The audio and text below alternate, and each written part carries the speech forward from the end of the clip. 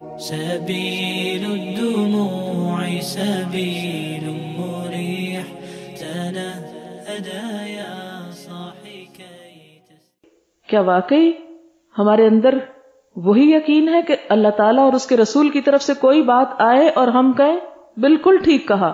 حضرت ابوبکر کا یہی حال تھا نا، جب انہیں بتایا گیا کہ تمہارا دوست کہتا ہے میں آسمانوں پہ گیا، انہوں نے کہا جو کہتا ہے سچ کہتا ہے، بالکل صحیح کہتا ہے، وہ ضرور گیا ہے، کوئی شک نہیں کیا۔ ہمیں جب کوئی اسلام کا حکم بتایا جاتا ہے ہم کہتے ہیں ہمیں اگر اس کی لاجک سمجھائیں پھر ہم مانیں گے۔ لاجک کو تو ہم مانتے ہیں، اللہ کی بات نہیں مانتے۔ اچھا، اور پھر جس کی یہ صفت ہو کہ وہ اپنی ساری کوششوں کا محور اس ختم ہونے والی دنیا کو نہیں آخرت کو بنائے ہوئے ہو، یہ شخص سیدھے رستے پہ جا رہا ہے۔ وَأُولَئِكَ هُمُ الْمُفْلِحُونَ، اور یہ لوگ پورے کامیاب ہوں گے، مکمل کامیابی سے ہمکنار ہوں گے۔ مفلحون کیوں کہا گیا؟ اس لیے کہ دنیا کی جتنی بھی کامیابیاں ہیں ادھوری۔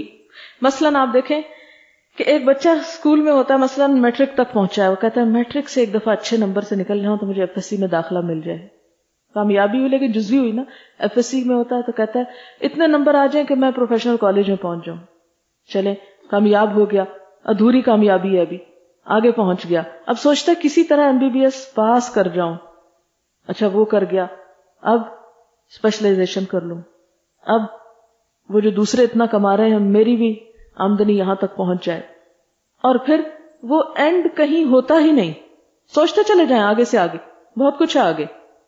تو گویا وہ جس قدم پر تھا وہ انسیٹسفائیڈ، جنت میں پہنچ کر ہر چیز کی سیٹسفیکشن ہو جائے گی۔ اللہ تعالیٰ بندوں سے پوچھیں گے اچھا اور کیا چاہتے ہو؟